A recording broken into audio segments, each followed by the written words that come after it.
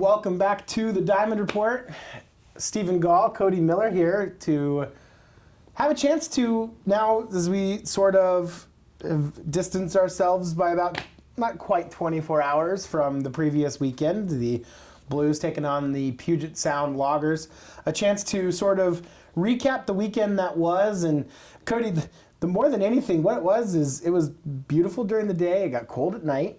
That was definitely number one, and our biggest takeaway from day one on Sunday. Well, it was a Sunday-Monday series, so everything just a little bit different right off the start, logistics-wise. Off kilter, I think is the best way to put it. I honestly forgot before coming in today. It's Tuesday today, not Monday. Right, exactly. Yeah, special recording day for us Tuesday. Now, this episode will drop probably Thursday, but yeah, it's a Tuesday for us here. So about 24 hours off of the conclusion of our last game here at Borleski, but still feels a little bit different, in terms of just the rhythm of, it's already Tuesday. Happy St. Patrick's Day as well. It's belated for those by the time you get a chance to watch this, but yeah, it was a weekend that certainly had its ups and downs and all arounds. I think that, touch them all, right? Ups and downs and all arounds. Yes, correct. So, baseball terminology. There you go.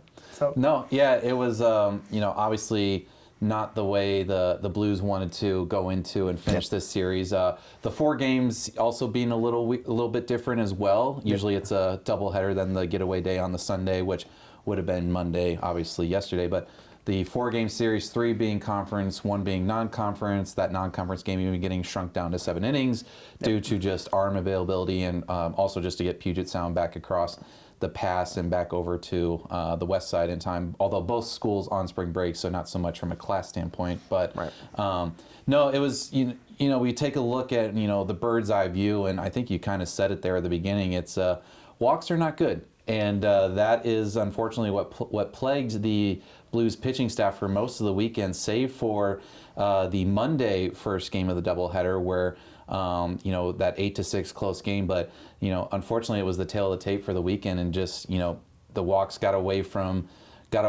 off and running, and just loaded the base pass, and the Loggers were able to take advantage of it rather, and take 3 or 4 from the Blues, and something that looks to need to be fixed very quickly here as we're entering Northwest Conference play.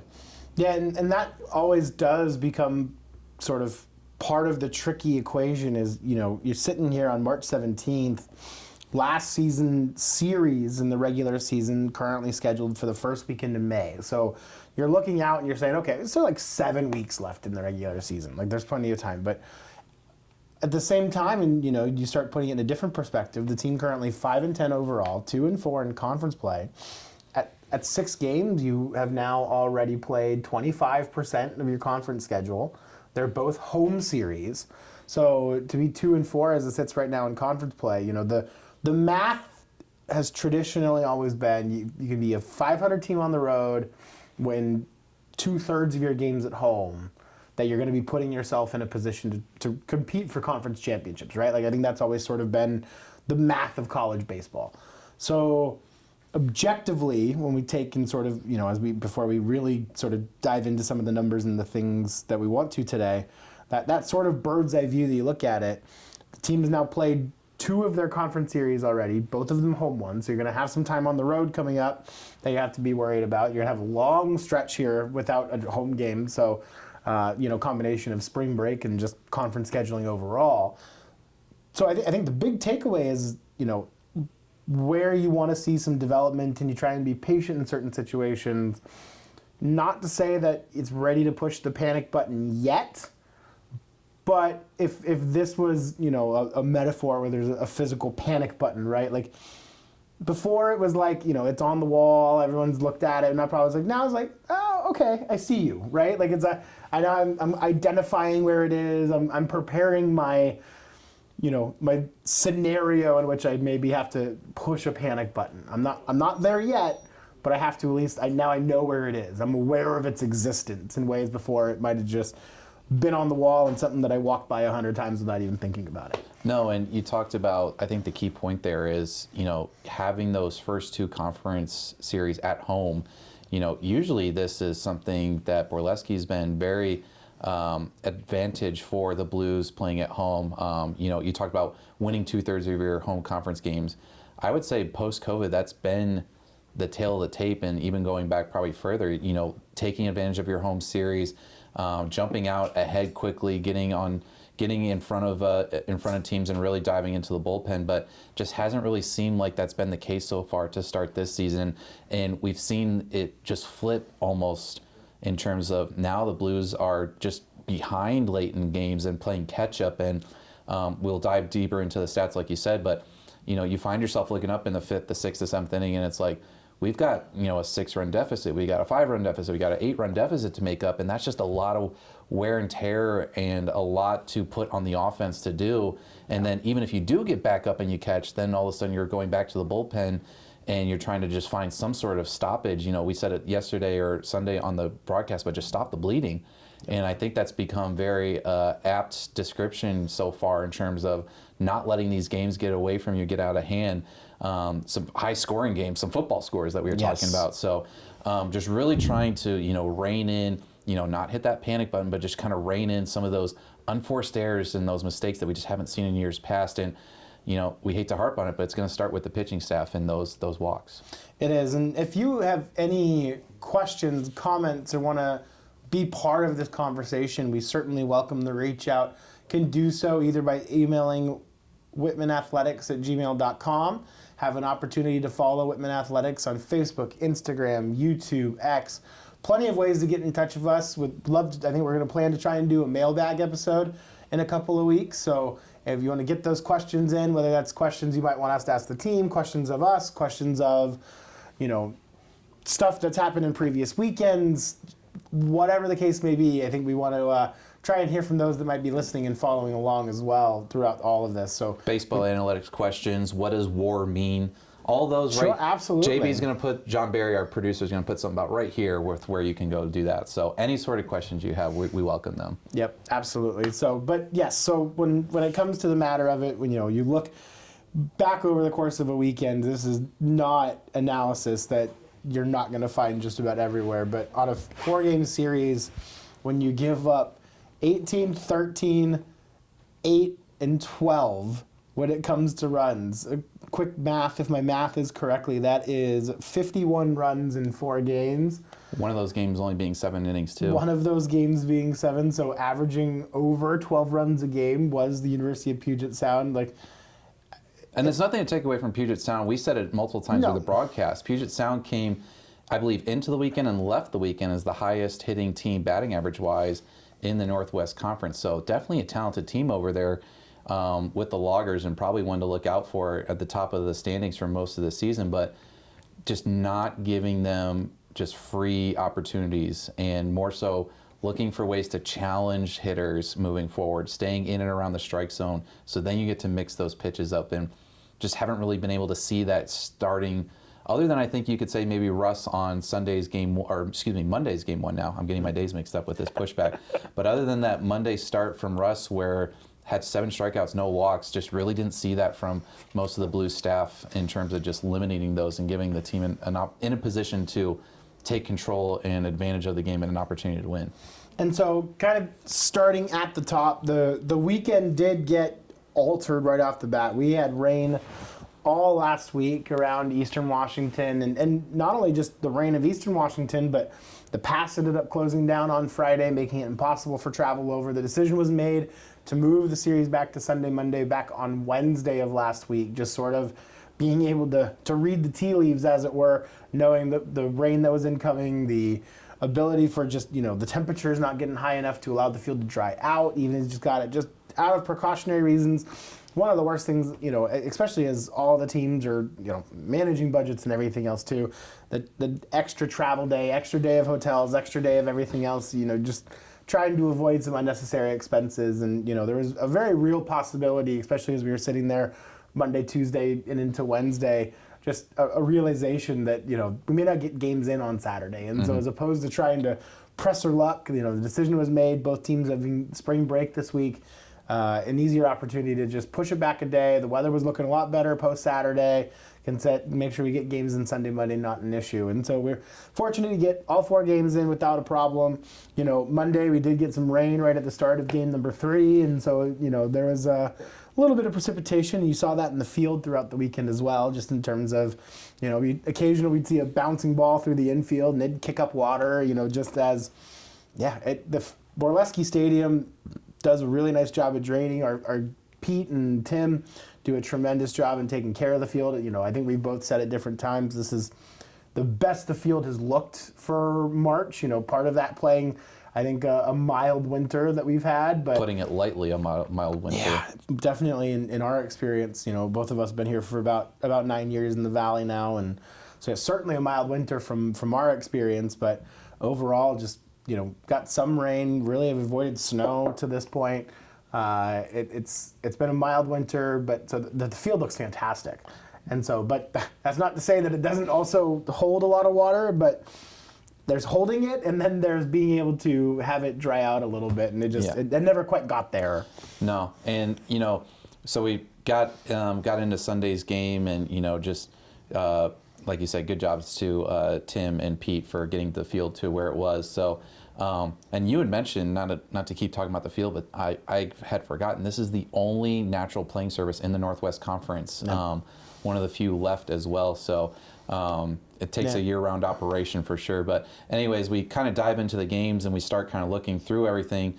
You start off with the first game Sunday, and that's kind of where the pattern started all weekend. And we get Jack Finn out there for the Sunday start, and Jack looked pretty good, first couple innings, but just again ran into those free pass issues. He gave up 5 walks to 3 strikeouts, also hit a batter, and that's where the 4 runs came in. And then you're diving deeper into that bullpen before you want to. We are starting to see some guys emerge, and we'll get to those bullpen arms as well, but just really not keeping those runs limited early on as this offense still kind of warms up a little bit, and we'll talk on those as well. But you end up using 6 arms in just game 1. Compare that to the Loggers, who got to use their starter into through the 6th inning, and were able to use a couple of guys that we saw hadn't come out too often so far in this season. But right there, you're behind 6-4 in arm usage in terms of bullpen, and the game gets away from you, and eventually 18-10 is the final score. And then you go into the second game, and that's where we finally saw the offense did get to jump ahead.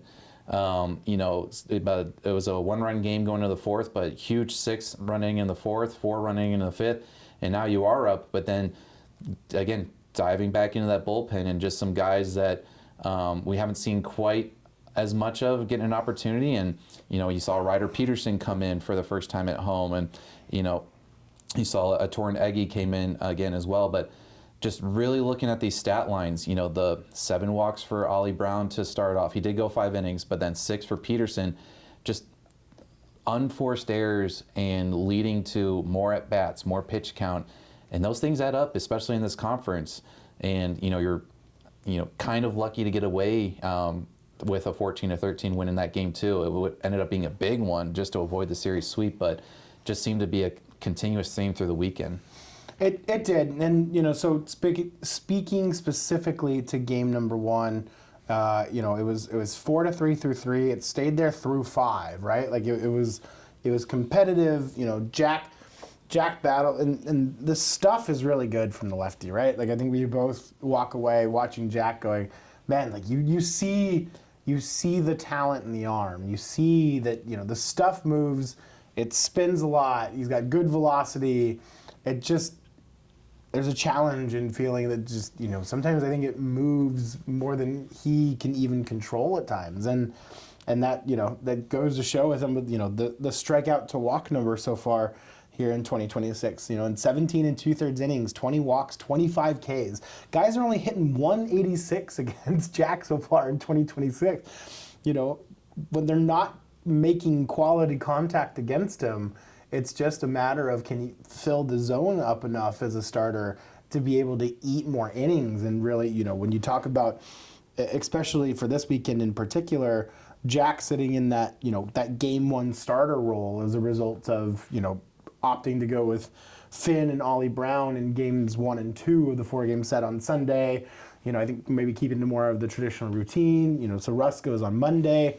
Well, obviously to see what Coach Kitamura ends up doing from a perspective of next weekend in terms of who kind of lines up when. But I say all of that to say, I mean, again, right, like 17 innings, 25 strikeouts is really good, really strong swing and miss stuff, right? Like the stuff is clearly there. Just having to do yourself more favors by not issuing free passes and letting guys get on base, especially when guys are not hitting you well either. When you talk about a starter, like starters have to be able to trade a bit of that. I'm going to allow a little bit more contact in order to keep my pitch count down, in order to make sure that I have an opportunity to stay in this game longer. And, Jack went through 65 pitches in 2 2/3 on Sunday. That's just something that doesn't set you up for success long term. And so I think, I'm really excited about the talent. I'm also very selfishly, I'm a lefty too. Like I've always loved watching left-handed pitchers. Like and I'm looking forward to watching Jack continue to throw over the course of the season, but would love to see him pitch to a little bit more contact, I think, even if that comes at a trade-off of maybe a couple fewer strikeouts. I think that, again, I sit here and look at a 186 average against and say, like, there's room to let that grow to even like 220 if that results in, cutting the walk rate in half. It makes a huge difference. Well, and I think, we'll go through all the starters this weekend, but, for Jack, I think it was getting ahead in counts and not falling in behind in counts. Yep. I don't have the first pitch strike numbers in front of me, but it did feel like he was, kind of battling from behind most of the game in that. And then when you're behind, when the count 1-0, 2-1, 3-1, the hitters, at this level, they know they can sit on a certain pitch based on how you're throwing it in the zone or what your pitch mix is. And if they don't see it, they're going to let it go by. And more often than not, it's been ball 4. So if you're able to get ahead and, if you look back just a couple of years with Blues pitching staffs, I think we saw that as well. Those guys were getting ahead of guys. They're just like, here's my first pitch fastball, out of maybe inside corner, out over the plate, maybe like right at the letters, but here it is. Try to catch up with it. If you do, great, you made contact. If not, it's by it, strike 1. Now all of a sudden I'm in control. I think that's kind of the mentality that has to get a little bit back into this rotation is, challenge those hitters, and if guys start swinging at the first pitch, then start mixing it up a little bit. It's a chess game out there. So Absolutely. I think that's what you're going to have to see as we evolve and go into these conference opponents and, the big trip to California coming up in a couple weekends. But, I think your point is great there. Trade some strikeouts for some more contact, but you also have you have 7 fielders behind you plus yourself and even your catcher to help you out too. So trust your defense, try to limit those walks, get ahead of guys as fast as you can. And I think you're going to see these numbers fluctuate in a more positive manner that this Blues pitching staff is looking for. Yep, and so I think all of that to say, game number 1, 18-10, and it really late especially, Puget Sound was able to score 4 in the 6th, 1 in the 7th, 4 in the 8th, 5 in the 9th. It was a competitive game, and I think we've seen both sides of this already so far in 2026 of, there have been times where the Blues have stayed strong and held close through the first half of the game and then kind of watched it get away from him at the end. And then we've seen the other side where other teams are jumping out early and then Whitman trying to climb from behind and get back into the game late and then maybe just running out of outs. We saw Puget Sound effectively do that in game number 2 of the doubleheader, where, man, if Wyatt doesn't hit the home run in the 8th inning, we're heading to extras because Puget Sound scores 4 in the 9th, but they just fell too far behind that they weren't able to come all the way back. But very, very selfishly, right? Like I have this conversation too with even our assistant basketball coaches on staff of just like, can we just get up 20 and win by 20? It's so much easier said than done, but so you jump on the roller coaster and just a consistent 27 outs, consistent 9 innings, where you're putting runs on the board on a regular basis. You're adding up totals over the course of the big picture, you find ways to just sort of maintain a lead. It hasn't been that yet.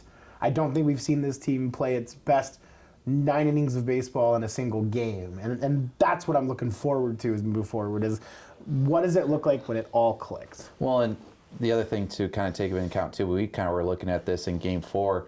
This is a very young team as well. Not a whole lot of seniors, not a whole lot of juniors. A lot of first, second year guys that are coming in and being called upon early to make an impact. So this team's still kind of finding itself, and it could be true also for the most part of the conference as well. But it's just a little bit different, and like I said, in years past where you did have that senior, leadership, guys that have been there for 3-4 years, like have been through the routine, know what to do. So, it's now this team's kind of looking for those next guys. It's like, all right, who am I looking to when we get behind earlier? Who am I looking to when we get ahead to keep the tone and set the pace? So, that's part of the great thing about baseball, is kind of finding and seeing those things and building on those things as the season goes on.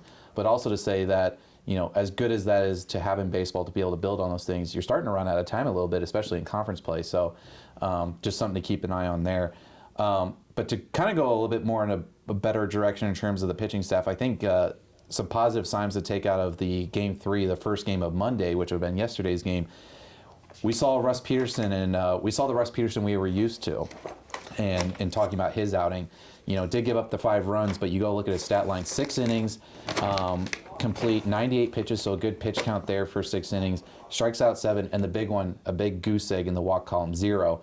And kept the team in the game for the most part. Offense struggled a little bit, but you look on the other side, Cal Johnson had quite the outing as well for Puget Sound, and then the big one that came in, the lefty, Jaden Mizuno, we were both impressed by him. No runs given up, just a couple of walks and a strikeout. And he really, reflected kind of what we see in terms of like what we're talking about, attacking the zone. Mizuno was, first pitch fastball in the zone, first pitch curveball dropping over in the zone, getting ahead of guys, and then he was able to work and maneuver that way to where he went 3 innings, which was twice the longest of his outings so far on the season. He'd only gone an inning and 2/3. Yep. So, right there you have 2 guys that are eating up 7 innings right there. And, when you go back and look at Russ, he was able to match Cal for the most part, but then just when it got into the bullpen, we saw Tanner Coddington come in, not quite able to do so, but then also saw a good finish, Aiden O'Connell coming in, throwing 2 scoreless. So just trying to find a little bit more balance there. I think you started to see it a little bit in Game 3, and then you saw the late comeback where, you entered it the bottom of the 8th down 8-2, and you're able to get 2 in the 8th and 2 in the 9th. You had the winning run at home plate, just kind of like for Puget Sound in Game 2, they ran out of outs. Yep, and that sort of inconsistency also at times leaves pitchers feeling as though they maybe have to do it all too. And I think that there have been moments for that. I think especially for the starters, it's sort of ironic because this happened as well with the George Fox series in terms with Ollie, right? Like Ollie in game number 2 of the doubleheader, a game that Whitman would end up winning 14-13. Ollie battled all the way through. It was 3-0 Whitman, and then it was 3-3, and then it went 4-3. UPS went out in front, and then Whitman comes back and scores 6 to make it 9-4, and then Whitman scores 4 more in the 5th, and you're feeling pretty good, and Ollie ends up leaving the game after 5 innings, and you're in a spot where you're feeling pretty good at things, and then Puget Sound starts to mount the comeback and, get into the bullpen. And, we saw Ryder for the first time and Torrin. And then actually, I thought Dylan threw pretty well at the end of the game, too, is, sort of feeling the pressure of it. The Loggers score 3 in the 8th, and then they score another 4 runs in the 9th. But again, sitting here and going back and just looking at the box scores of, going into the plays, in the 9th inning, single error walk, strikeout, hit by pitch, strikeout, 3-run double. You make your plays, the error doesn't happen, you don't walk guys. It's such a compounding effect in terms of, You can't give extra outs. You can't. Everything revolves around that number 3 in baseball. It's 3 strikes for an out, 3 outs, and you can't score.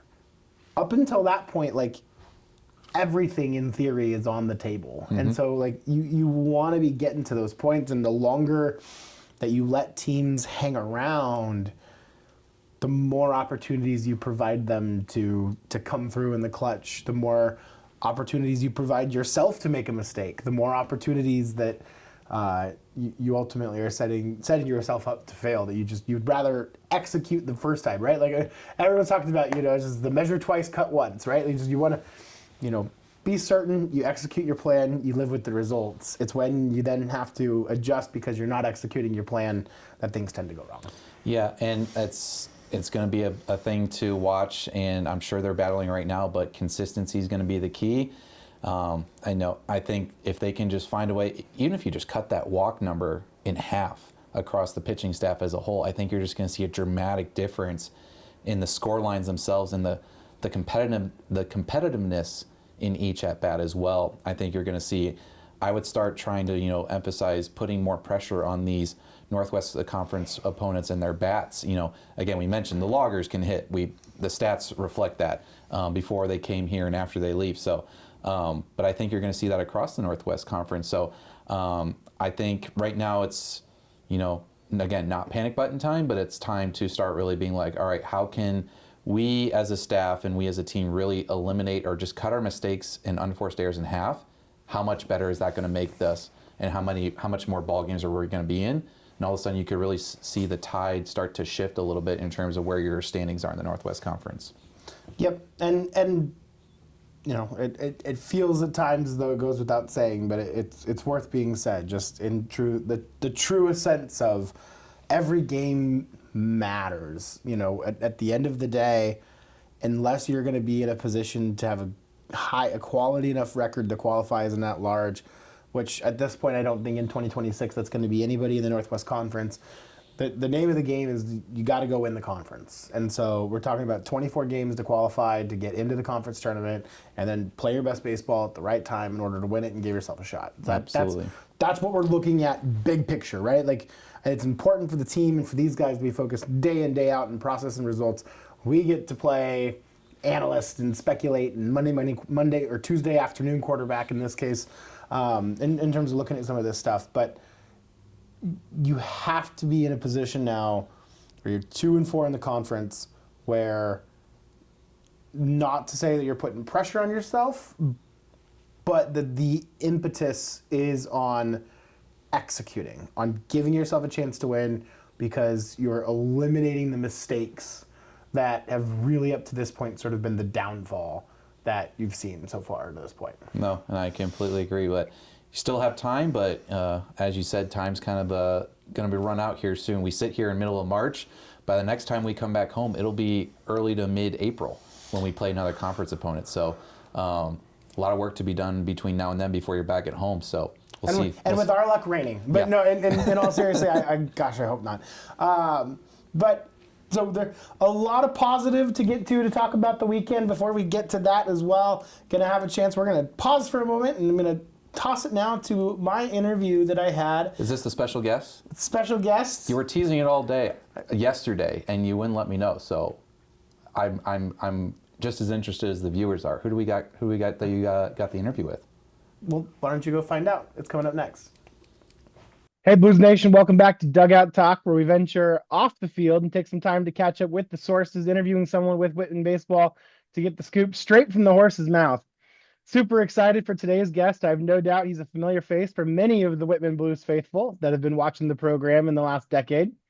He set the standard as a Whitman Blue in his time at Whitman College, and when he left school, owned the Whitman career records in batting average 376, slugging percentage 662, on base percentage 475, runs, RBI, homers, stolen bases, and total bases. Also, at the time that he left school, owned the single season records in slugging percentage, runs, RBI, home runs, and total bases. He's a 3-time first team All Northwest Conference selection, a 3-time D3Baseball.com All Region selection, and an ABCA second team All American in 2023, where he had arguably the greatest season in Whitman baseball history, hitting 378 with 15 homers, 55 RBI, and scored 48 runs while stealing 13 bags in just 40 games. He was the 2023 Max Sechrist Award winner as the most outstanding senior performer in the Whitman Athletic Department for his effort that year. He went on to finish his collegiate career at William and Mary, where he went on to be named the 2025 CAA Co-Player of the Year and earned 2025 ABCA Rawlings third team All-American honors at the Division I level. Been plenty busy since wrapping up his collegiate career as well, but we'll get to that one here in just a minute. But fans, a huge welcome here, welcoming Whitman baseball alum Ben Parker. Ben, it's great to see you. How you doing today? Looks sunny where you're at. Yeah, I'm back in San Diego. It's great to be back home after a lot of traveling, but doing really well. I'm really happy with where things are right now and excited for the future. Yeah. I love it. Well, I'm super excited to have you here today, and I've got a whole bunch of different things that I want to have a chance to talk to you about. But before we get into anything really quickly, I kind of got to read your resume there of just your time at Whitman for the most part. But looking back on it here now, a few years removed, is it still surreal at any point in time that you can kind of look back at the numbers and go, hey, I was okay, I was pretty good at this. Yeah, I mean, of course, I think when I got drafted to Banana Ball, I looked back throughout the whole college experience and just how many things had to go right in my way for me to end up in this situation. Yeah. And yeah, I mean, I wouldn't be where I am today without Whitman, and I'm forever grateful for the school and BK and the whole team, the whole staff, everybody there. It was definitely a huge transformational period in my life and kind of was the first time I struggled. My freshman year, I wasn't good. Like I had a really bad season. And it was the first time where I was like, oh gosh, like this is maybe not all sunshine and rainbows. We got to figure this out. And to kind of break through that and then to have the experience that I did have really just gave me like the utmost confidence to do whatever I wanted to do. And Yeah. yeah, forever grateful to the program. I love it. Well, and I'm going to get into a whole bunch of those things you just touched on too, but I want to have a chance to kind of start at the beginning for you real quick. So we're going to kind of go back to the childhood of Ben Parker a little bit. So were you always baseball number one? Did you play other sports? Did you have other Well, interests? What was it like? I played pretty much everything growing up. I played a couple of years of ice hockey. Basketball was the one thing Okay. I never really did because my parents are 5'6" and 5'3", so they kind of predicted there maybe wasn't much of a future there. But soccer, baseball, not basketball, football, ice hockey. I rode bikes a lot. Action sports was my first huge passion. I loved BMX Okay. riding. I loved motorcycles. I loved skateboarding. Anything with wheels that I could balance and go fast and do tricks and get up in the air. I Oh, loved. cool. And I wanted to be in the X Games. I wanted to go on like the Mountain Dew tour and be like a snowboarder or skier, whatever. Anything Oh, with wow. tricks and be in like a skate park or surrounded by dudes and do stuff like that. And then once I got to high school, it's kind of like, okay, that's a little bit unrealistic. Let's pick a ball sport. Narrowed it down to football and baseball and loved both. And then didn't really know that I wanted to play college baseball until maybe my sophomore, junior season of high school baseball. I Okay. joined a pretty good club team, and all the guys around me were starting to talk to D1s and get interest from big schools. And it was like, oh, this is awesome. I can have the chance to play at the next level and get it paid for potentially. Yeah. So I kind of started to chase that. I was undersized, again, smaller parents, no connections, the first person in my family to play baseball. So really blind with the whole recruiting process. Yeah. And kind of slipped through the cracks and then started targeting myself towards D3 schools. I'm like, okay, where can I play and get a great education? That was like the number one thing. Like, I want a good degree because if I'm not talking to, Power Five schools, Pro Bowl, I don't know if it's in the picture. So, like, let's at least get a good degree out of this and go to a place where I'm gonna have a good experience and get to play and be valued. And BK gave me that, and that was, you know, made known to me from the second I stepped foot on campus in Walla Walla that they're going to value me and my time there and give me the opportunity to grow and be the best I could be, and that was what drew me to Whitman. I love that. I have a question. So BMX real quick. So do you have any of the guys in particular that you really like to watch or anything that really Uh, kind of cemented that part of the world in your life? That's super cool. Ryan Nyquist was one that really stuck Hmm. out, but I did BMX race, so I was racing Okay. a few years, and I ended up going to like Reno Nationals when I was like 10 years old. But that was like 10-year-old little big helmet Oh yeah. riding the bike around the track. Yep. But yeah, I mean, back in the day, Ryan Sheckler was like, I wanted to be Ryan Sheckler. Yeah. Um, all the big half pipe guys, Tony Hawk, all my posters were skateboarders and like bikers. Yeah. So that was like my first passion. I love it. So I grew up in Carson City, Nevada. So we'd go up into the Sparks Convention Center and go out to all that stuff and Yeah, see yeah, all of it. So yeah. yeah, I love that. I mean, and X Games especially at that time too, right? For you, I mean, so like this is probably Early what, like 2000s. That's early when two it popped up. thousands. Like Yeah, just it was everywhere. You know, yeah. it was That on that was ESPN. It was the video games. It was everything. So yeah. that's That's super what I cool. fell into. Yeah. Do you still do some of that stuff? I do. I mean, I ride the unicycle, but around Whitman, I would Yeah, always skateboard to class. I skated everywhere pretty much, and yeah. then at William and Mary, I skated everywhere too. And on the East Coast, I guess it's a little less popular. So everyone was like, "What the hell is this dude like skateboarding all around campus?" Like, and everyone started calling me California because they thought it was like super California to be on a skateboard. But no, I love like it's tough because of baseball. Like I don't really want to screw Yeah, myself up, but like skiing, I can backflip on skis. I love mountain biking, downhill mountain biking. I love jumping. Anything that I can like get air and be crazy, yeah. um, I like to do. I love it. That's so cool. And so you end up at Whitman. Who was like leading your recruiting in terms of coming and getting to Whitman? Parks. No one? Awesome. Yeah, yeah. Yeah. Parks called me. I think I saw. I don't know. Every time I saw these coaches, I played terribly. Like I was like this is probably not going to happen. But Yeah. uh, no, Parks called me. I was at the beach with all my buddies in high school. It was like summer before senior year. We were Mhm. like partying a little bit, and Yeah. called me. I'm like, oh crap, here we go. And then got hooked up and came on the visit, and it was pretty much just like Whitman all the way from there. Yeah. My dad went to Pomona Pitzer, and I had a visit Okay. there. And that was the weekend directly after. I had 3 days in Walla Walla with BK Hmm. and the team. Best experience ever. I stayed with T Cal. I was overnight in his room back when you could do that. Yeah. Uh, got to have the full experience. The next weekend, I go to Pomona Pitzer. I'm there for like 15 hours. It was kind of weird. They didn't seem like they wanted me that much, and it was just like, Yeah. here we go. This is the school. And for some reason, I was like, it'll be great for me to experience some place outside of California. Yeah. Walla Walla is definitely different, and I'm glad I made that decision during the time that I was there. I was kind of like, whoa, this is, Yeah. something that like I'm so grateful I did, but I don't know if I would do 4 years again. You know what I'm saying? Sure. Yeah. Yeah. Well, I mean, I take that back. I would do it every single time, but it's definitely a place that makes you appreciate places like San Diego. Yeah. Eastern Washington is not San Diego. Yes. We're 100% on the same page there. I know Yes. exactly what you're talking about.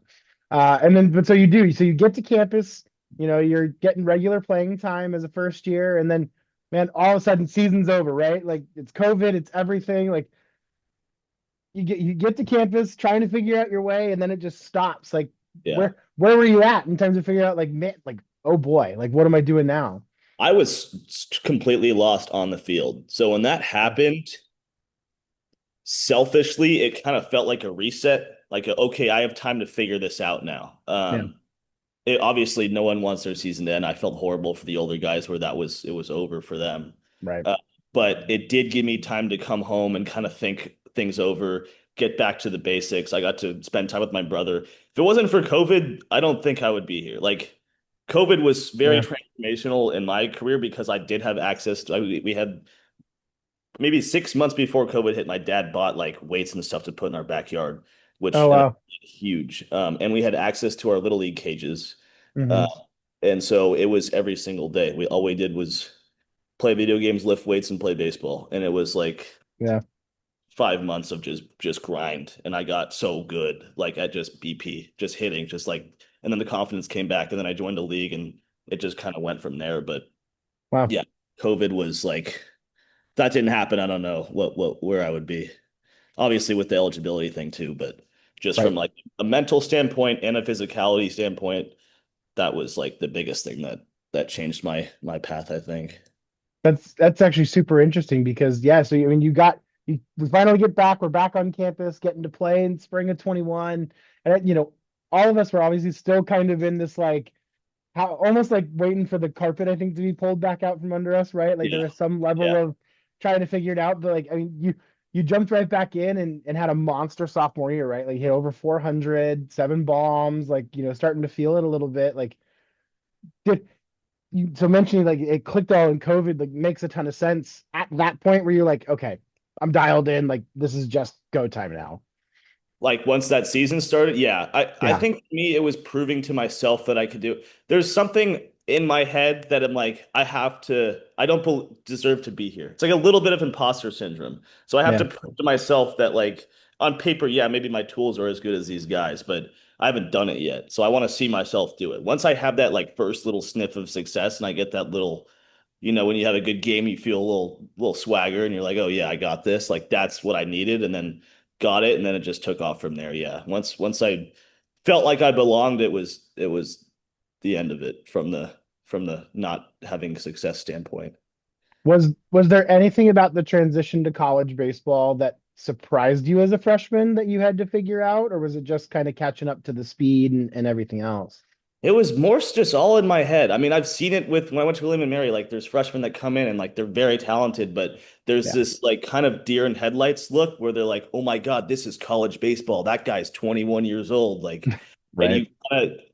you like these guys have been around the game for a couple more years, and college baseball is way different and it's more serious and it's more intense and it means, it's everything's heightened.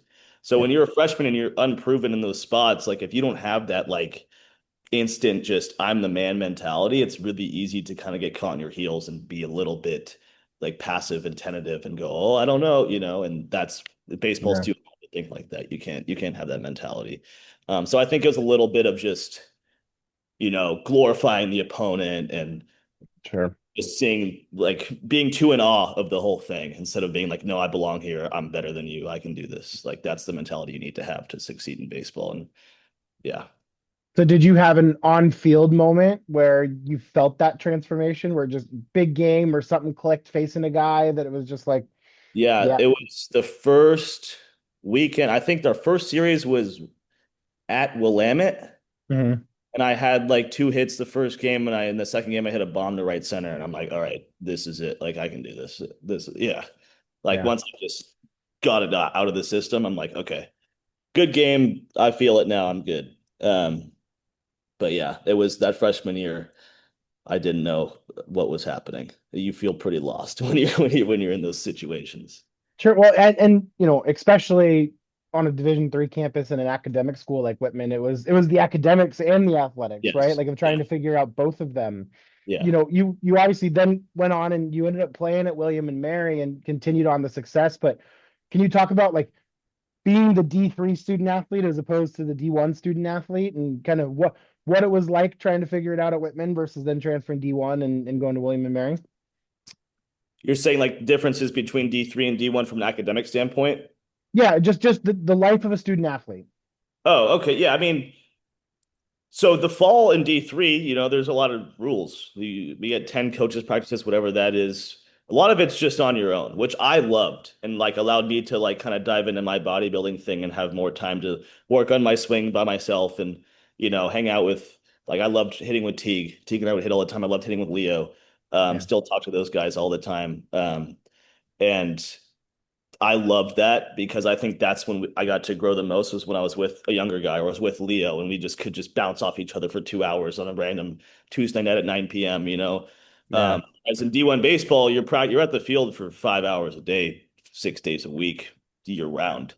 And you don't really want to go back to the cage at 9 p.m. after that and you know and Absolutely. grind it out with your buddies. So there are certain moments in D3 that I definitely miss from that side, but yeah, D1 felt more like a boot camp and boom, boom, boom, like you're here this time there and I was at the field or in the classroom or in the gym from like 8 a.m. to 8 p.m. my first year at William and Mary. Yeah. Because the NBA was tough too, but it's just time. And I wouldn't say the work was much different, but yeah, the time and the commitment to the baseball side was definitely a big jump. For sure. And then so you talk about, obviously, the physical transformation that you were able to go through in your time at Whitman, spending time in the weight room.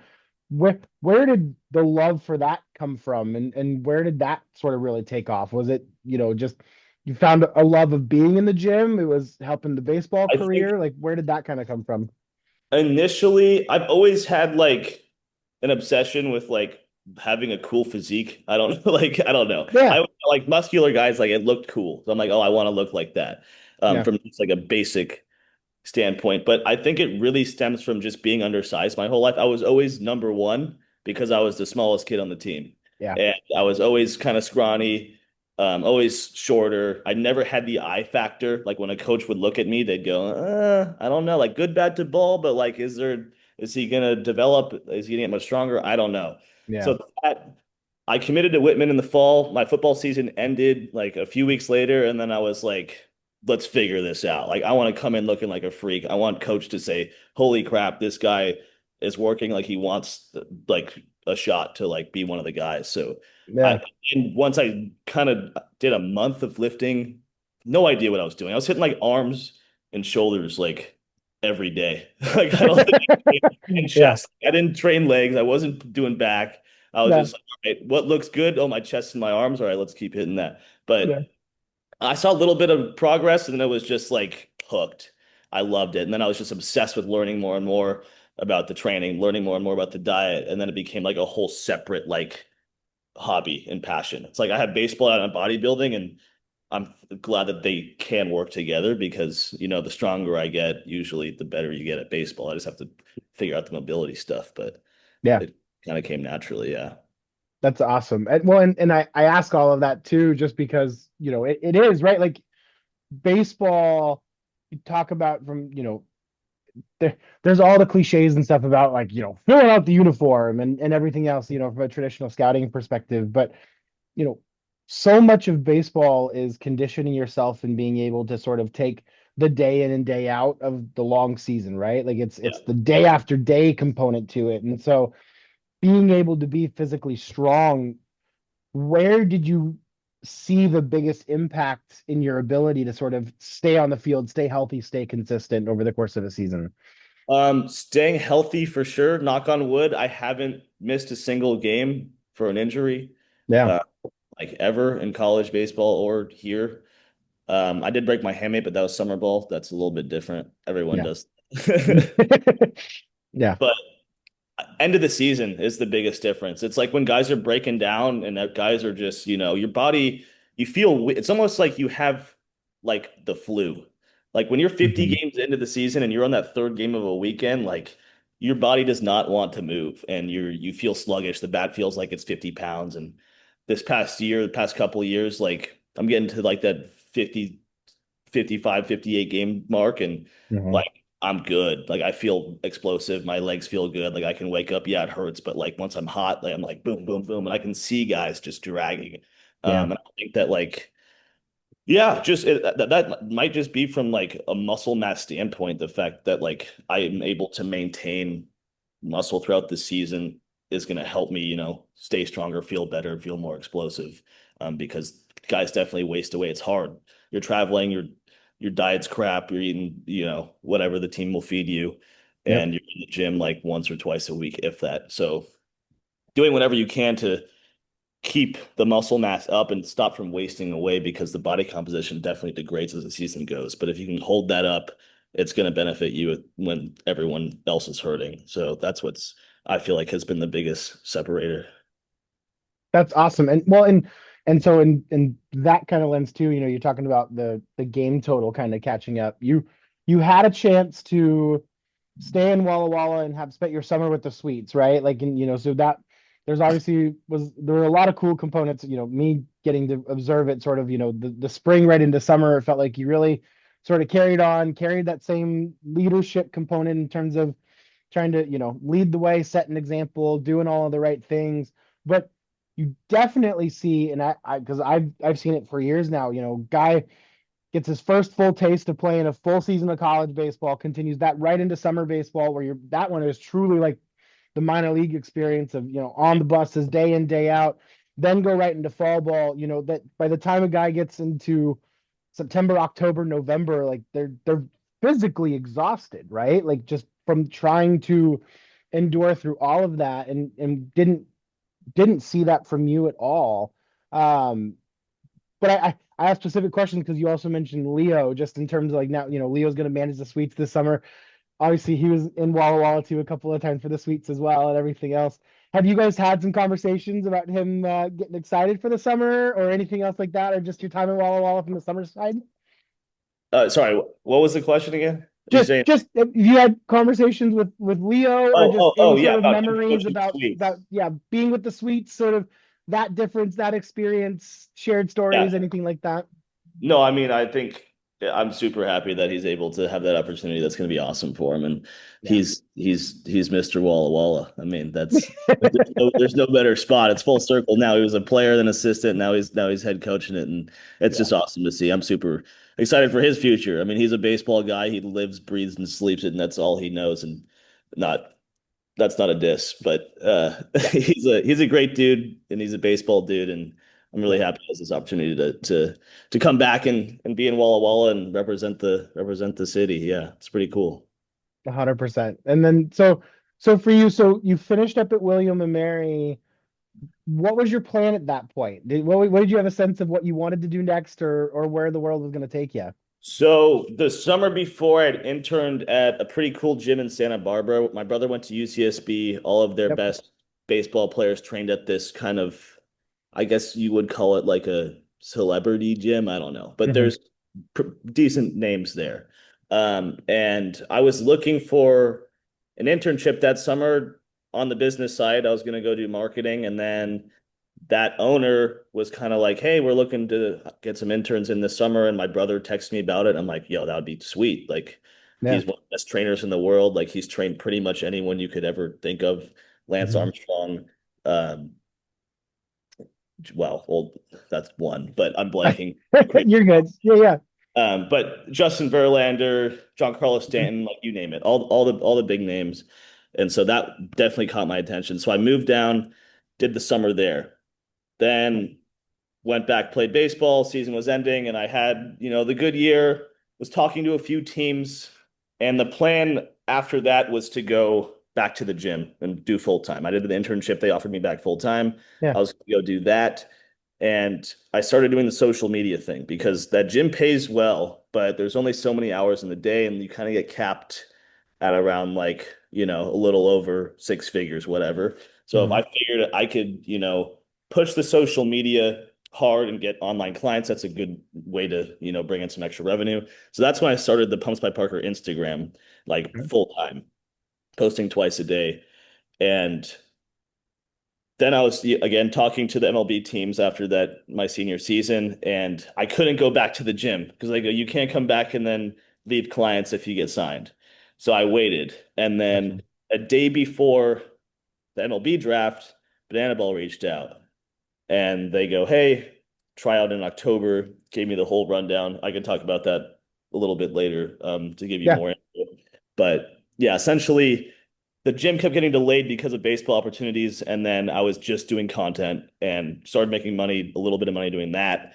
So I was able to kind of sustain myself while I was figuring out, exactly what I was going to do. But it was kind of a question mark for a while, but what was going to happen. Yeah. So, I mean, at that point that you're graduating, you're talking to big league clubs. Banana Ball reaches out. You got the gym stuff. What did you find yourself leaning in a particular direction? Like, did you want to keep playing? Were you unsure? So I wanted to complete the picture. In my brain, like I wanted a shot to play pro ball so bad, like for an MLB team. Yep. Um, it just to go kind of unrecruited to D3 to get my D1 chance to keep improving. I wanted to complete the picture like you can do it if you just keep going. And that was the goal. I didn't care if I played 2 weeks or 2 years. Like I just wanted, you know, between the lines of my life, like I got to go have that experience and have the shot to do it because I felt like I had worked hard and, produced enough to have that opportunity. But the way the draft is now, I understood that I'm 24 years old. Going into the year, I'm like, there's no shot. And then I had the best season of my life, and I go, oh crap, there might be a shot. Uh, and Yeah. yeah, so 24 is just too old for an outfielder. They're not going to sign like anyone can play outfield. They're going to sign pitchers and catchers, and that's just the reality of the draft right now. But Yeah. yeah, that was probably what was first in my brain. And yeah, So Banana Ball reaches out then. Yes. And obviously, I mean, I have no doubts you know who the bananas were, you were all that kind of stuff. Before we get into the nuts and bolts of the banana ball side of the world, just their reach out, telling you to try out, like what was your first reaction to kind of all that? Well, I had already been like turning down independent clubs because I wanted like Yeah. I didn't it wasn't necessarily about the money, but I wanted more so the like I guess title of playing for a minor league, like an actual Yep. affiliate team. And I figured if I was gonna go play indie ball, like I'd rather get a job. Yep. And that's just what it was. Banana Ball called. Barry Aldridge is like director of recruiting and he's the man. And DM me, we got on the phone and basically just gave me the whole rundown of like how they treat their players, what they're about, what they do, like the schedule, you just basically everything. And I'm like, oh my God, like this sounds like a dream. Like I maybe the draft, if it doesn't work out, I'll be happy. Yeah. Which I wasn't, but I was still like, okay, this is it. We're full banana ball. But no, I got off the phone with him. My parents knew I was on the phone with him, and I turn around in the living room and the tailgaters are playing the bananas at some MLB stadium. And I'm like, Astro Stadium. And I'm watching, and Nick Lopez is hitting for the tailgaters, who I saw. He's a legendary college baseball player, All American, went to Hmm. big. Have you seen the blue mustache guy, Nick Oh Lopez? yeah. Yep. Yeah, Yeah.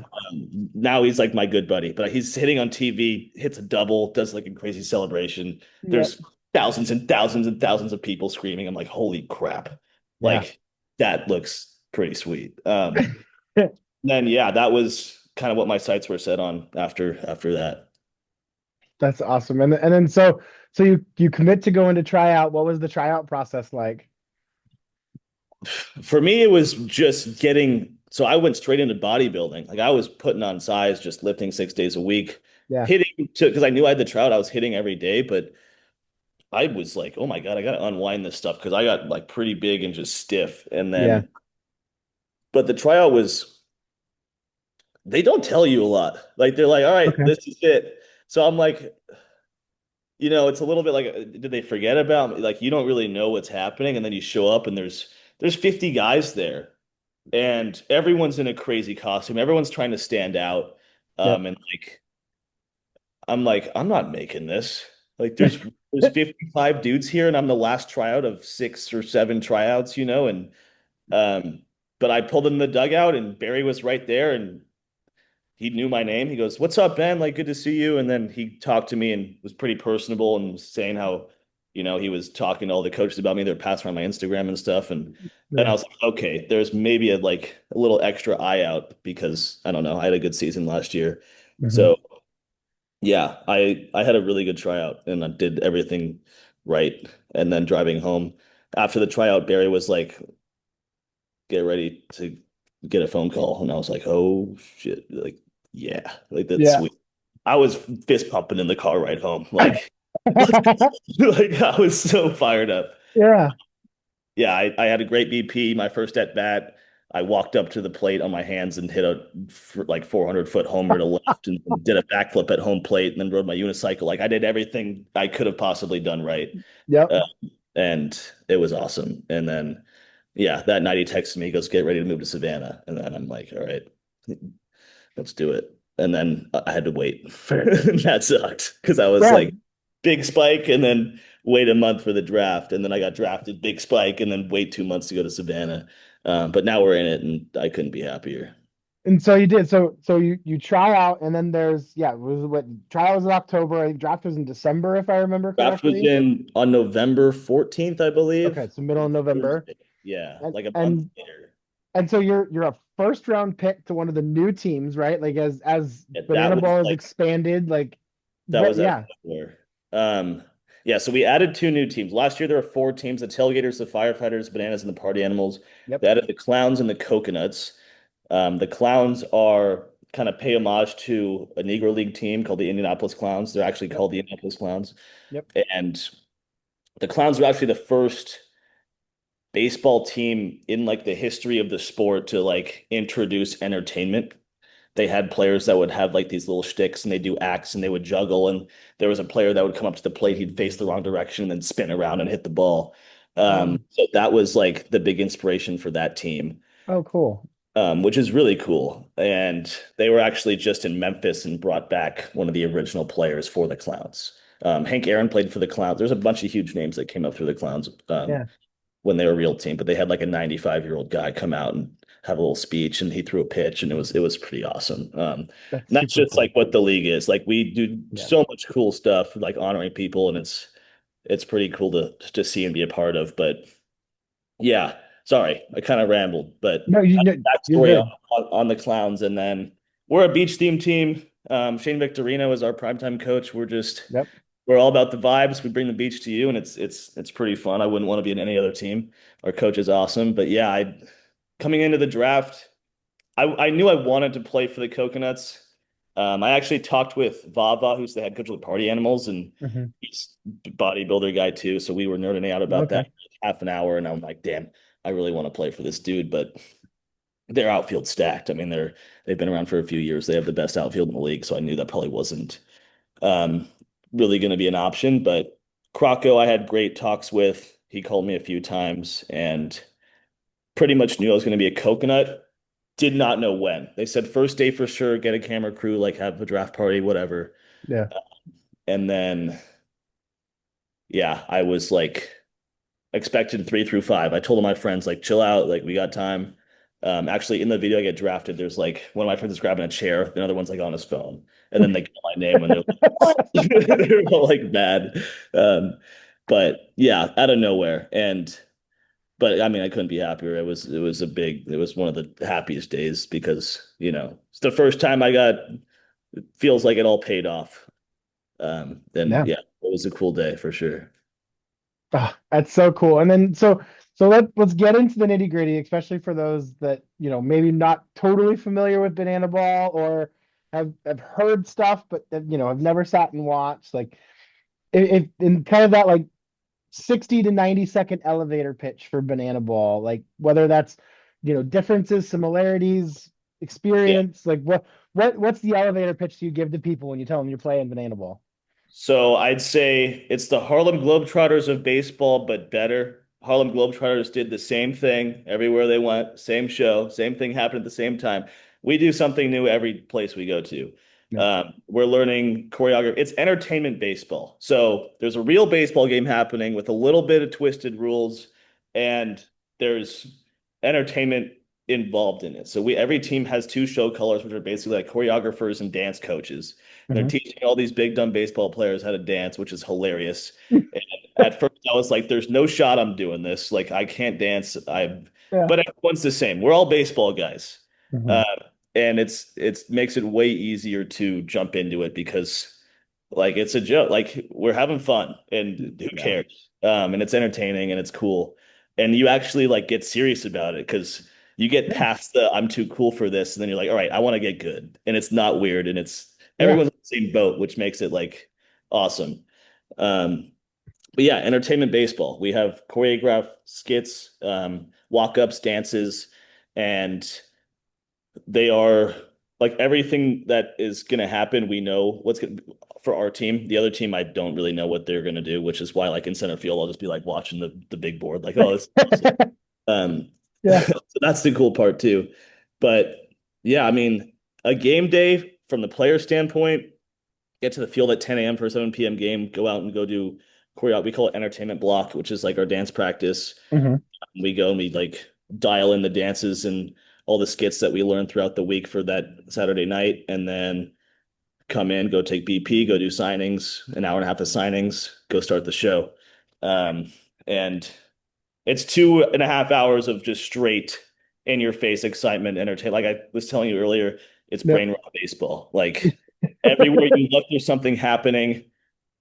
The one thing that I'm like, oh, most of the stadium doesn't really know what's happening with the actual baseball game. Like if a fan walks up to you Mhm. after and they're like, "You played great today," that's what I love because, like I'm a baseball player at heart. Like I love all Yeah. of this. We're all baseball players too on the field. We are competing our butts off. People think it's a scripted sport.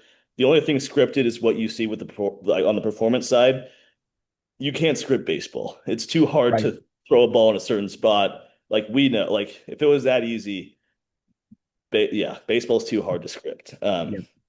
and we're competing our butts off. We're all ex-pro guys, ex-D1 guys, and that's that's the game, and it's super fun. It's super fast. You like can't take your eye off the field, and I love it. The baseball part, it makes it hard to watch real baseball because I Yeah. mean, in center field and there's a pitch every 5 seconds and it's boom, boom, boom, boom, boom. Conditioning side too. I'm running 10 times more than I ever have on a baseball field. I'm like back in high school football shape. It's just constant running. Be here at this time, be there at that time. Ball four Mhm. sprint. You're sprinting it from center. Get your butt back. They hit it over your head. It's just boom, boom, boom. Go hit. Like half the time I'm just trying to catch my breath to make sure that I can like do a backflip or get in the box and see a pitch. And Yeah. it's awesome though. It's such a high when you're on that field and there's 10,000 people screaming and yeah, I don't know. It's unreal that we have this platform to do what we get to do and it's all for the fans and that's the coolest part. Yeah. That's what the company's name is Fans First Entertainment. Yeah. That's when I get a paycheck, it's from Fans First Entertainment and that's the basis of our organization. It's to give people a show and make people feel welcomed and happy. And it's pretty awesome to be a part of. I love it. Well, and you can feel your enthusiasm jumping through the screen right now. Yeah. I really, really appreciate that. Do you ever find yourself distracted, like just in terms of Yeah. you get caught watching something you're not supposed to? That's the biggest adjustment is you're just woo, like you're going nuts. You're screaming at a kid in the stands and he's standing up like all happy and then you got a hit and you're like, all right, like lock it in. And it's funny the fine line between competing your butt off and also like having the best time of your life. Um, and that's a balance that all of us as players try to find. And you don't want to be too here, you don't want to be too there. Same thing with emotions in baseball. You don't want to be too high, too low. And that's another side. You can't really show emotion because if you're slamming your glove and yelling swear words like there's 15 5-year-olds in the front 3 rows, and Yeah. you can't show them that. So yeah, for a lot of the guys coming straight from real baseball, like we got to hold each other accountable because you can't be having blowups. But yeah, I mean, the emotion side is definitely the biggest challenge just because you're having so much fun and it's so free and Yeah. you still have to compete. You still have to go win it in that bat in the box. But it's a new challenge. It's different. It adds excitement. It's as a baseball purist, I would hate what I'm about to say, but it makes it tough to like. I love it so much. I love this stuff. Like, Yeah. it's people talk a lot of smack about it from like the baseball standpoint, but if you were Right. given this opportunity to play this game and with the platform we have, there's like nothing I'd want to do. It's pretty cool to be a part of. That's so cool. Well, and especially, getting to learn a little bit about, sort of the BMX adrenaline side of you too. Yeah, Like this really seems to be like sort of that perfect match between baseball and sort of the adrenaline junkie. Like yeah, saw the clip that went viral there of you making the backflip catch a couple Sundays ago, and yeah, that one went nuts and everything. The unicycle. I remember you riding the unicycle around campus and stuff here too. It feels like it's really sort of that perfect blend between sort of that adrenaline side of your personality and then just the love of baseball yeah. side of your personality. Oh, for sure. Yeah. I love it. Well, and I don't want to take up too much more of your time. I really appreciate you joining me. I've got a couple of rapid fire questions that we want to ask you here to sort of wrap up your day. So, uh, favorite baseball memory? Favorite baseball? Dude, that's such a big question. Oh, I think that there's a weekend when I was like 10 years old, and it's just a moment that sticks out in my brain where I was like, I love baseball. And I'm sitting, it's like we have an 8 a.m. game.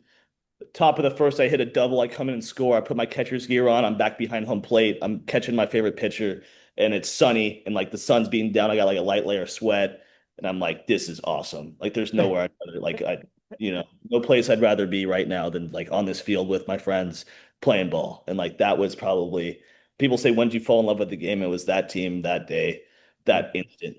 It's just kind of one of those random memories that never left my brain that like I always look back to when people ask me about the game. So yeah. I love it.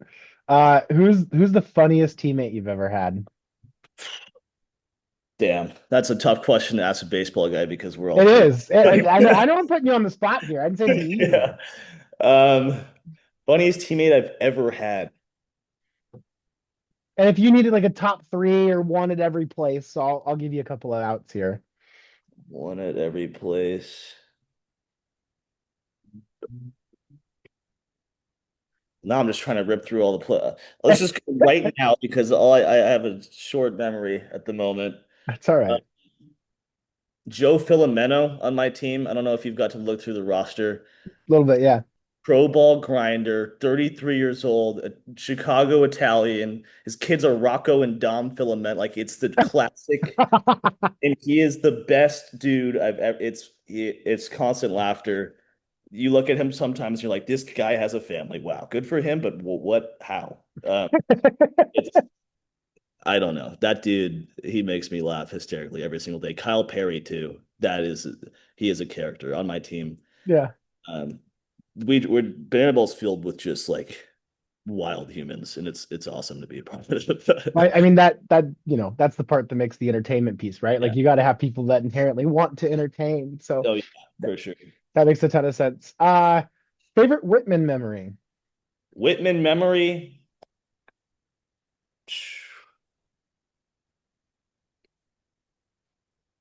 Probably just that 2021 season. Like it was tough. All we had was the team, and like we didn't have class. It was camp. It was Whitman camp baseball, and like I lived with Simeon and Teague in that little house, and we had a great time. And yeah, that was an experience that like probably no one else in like ever will have, just Yep. baseball. You got this whole thing going on. We're getting tested everywhere. It was just Hmm. kind of a crap show and but also like awesome and uniting at the same time. So like that whole season like will always stick out in my brain. There's a lot of memories of just passing time with Teague and Simeon. We started painting like like Really? yeah, there's a lot of stuff that we did where we were like, we'll never do this again, but this is fun.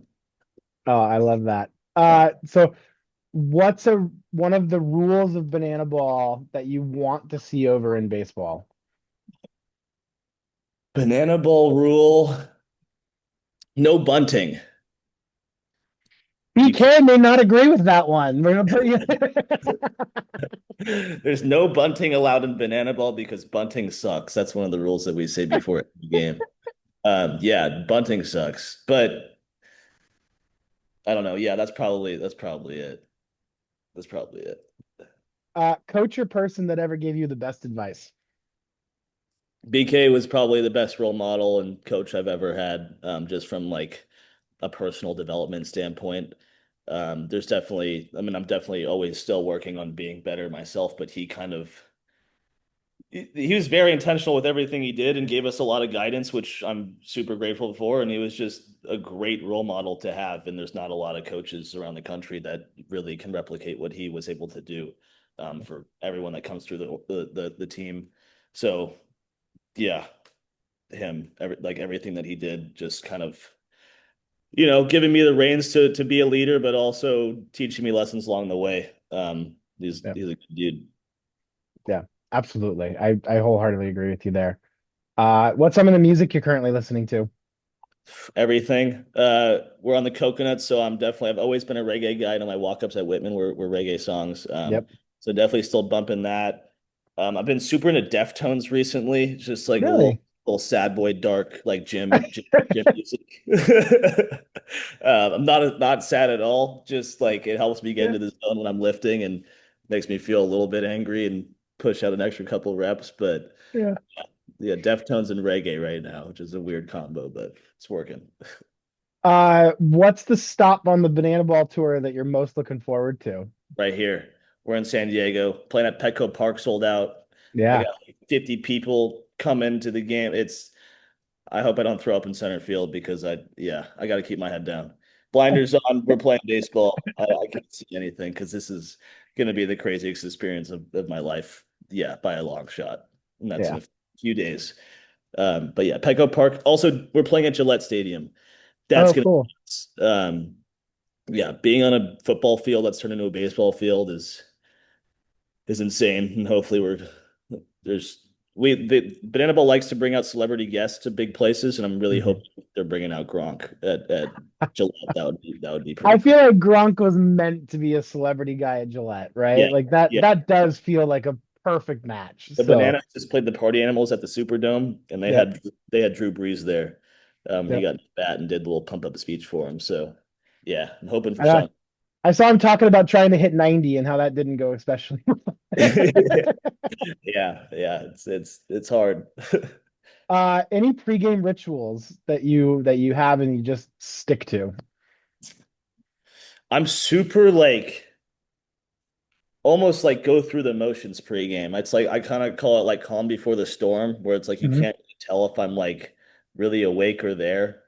And I'm just, headphones on the locker room, kind of just brain dead, listening to music and getting ready to just let it all out. But Annabelle's tough because if you like it's a long day and you Yeah, have to remember that like you're gonna dump everything out in the field.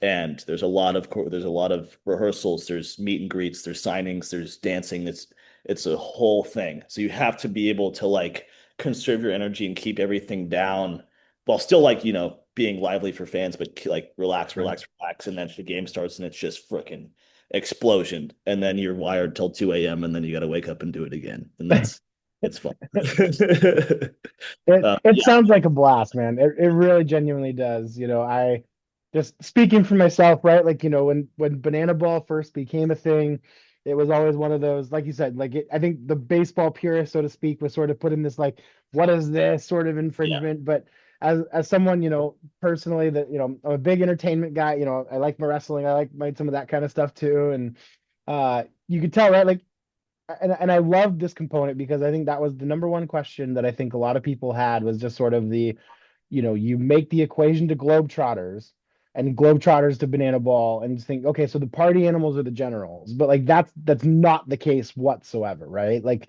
there's no everyone's competing and playing baseball. There's no, like you said, the baseball's too hard to have a scripted outcome, and so it doesn't work that way. And I think that for me personally definitely changed sort of the perspective of like, they're having fun. They've got the things that you've got to do, but like everyone's still trying to put up numbers and make and plays and do all that's the part stuff. of the game that like I feel like really only the players really know.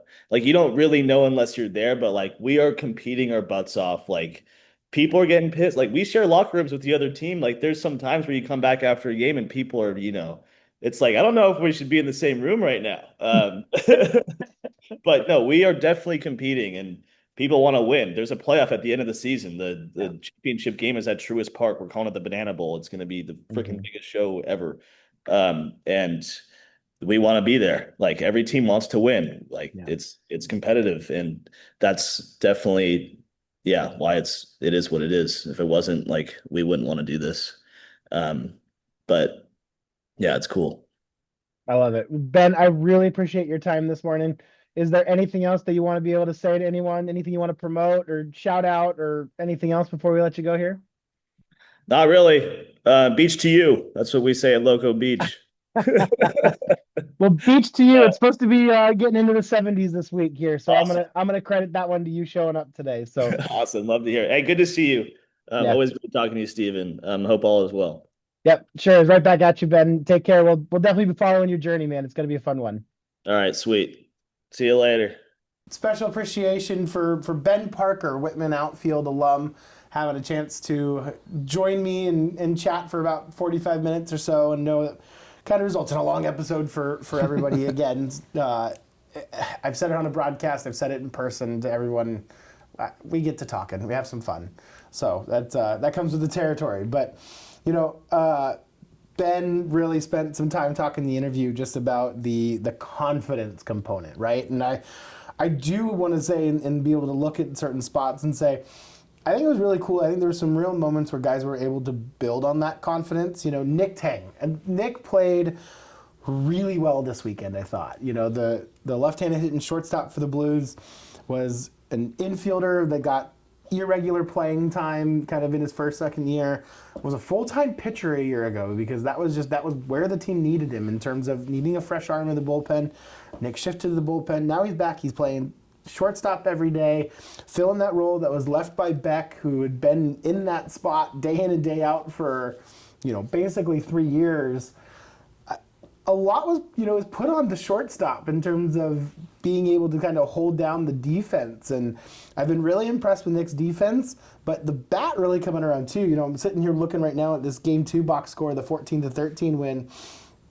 Nick got on base 4 of the 5 times he came up. He went 3 for 5 on the day, pair of singles, hit the home run, but he made really good contact all day long. And it's been really awesome to see him now as a senior have an opportunity to be in the lineup every day and get the regular playing time. I think you're really starting to see the confidence grow in him. I don't think it can be understated going from last year being basically a full-time pitcher to being asked to be the everyday shortstop. That is not something that's very easy to do. Even if you've been, doing that in years past, that's a big shift to make just for preparing before a game, what the routine looks like and everything. So that's just a huge team player type of deal that you see, like you said, a senior being able to do that. So, Nick Tang leaving the weekend with the second highest batting average on the team, sitting just at 350. You mentioned the offensive prowess. He did something that not too many people can do in the spring season here at Borleski. He absolutely destroyed a home run to right field. Yeah. For those not familiar with the dimensions, right field in the spring is almost impossible to hit out, not only with the dimensions being a little further back than normal, but also with the wind. Naturally, it goes right to left field. So naturally, most of those balls hit are going to get knocked down. Nick made it look easy as that thing was still looked like it was rising. So there's some pop in that bat to be said too. So yeah, for guys like Nick to come in and make that impact, switching and going and being the everyday shortstop is big. So that's a one that you can kind of see. All right, he's going to be an everyday guy. And he was hitting 4th in Game 3 there, as well in the lineup. So he's moving up in there as well. I think another guy we saw this weekend that left a positive note, the big guy, Sam Miskowski lapping. Not so much from the power standpoint. He did also add a home run. I think what we were both impressed with is Sam really emphasizing on making good overall contact on everything. I think he had at least 4 singles and a couple to the opposite way, really using the whole field, which we didn't see a lot last year. So, there's someone that you could see making a step forward. So, starting to put the pieces together offensively in the lineup, and that could really be big as the rest of the crew, and we mentioned the pitching staff, kind of get things settled and figured out going into this upcoming weekend.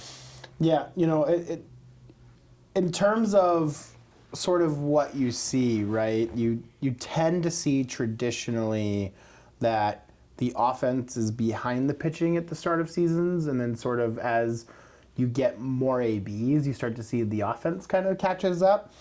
For the Blues, at least thus far, it's been the opposite, right? You think it's the arms that I think are trying to start to catch up, but the bats have been really hot to start the year. And especially trying to do that with minimal time on field, that's been mostly swings and cages and doing that kind of stuff, that seeing the bats by and large have been pretty successful, all things considered. The Blues coming in, just sitting here right now looking at Northwest Conference leaders. You've got Jonah Chang, who, again, can't understand as a sophomore, currently second in the Northwest Conference with an 1187 OPS.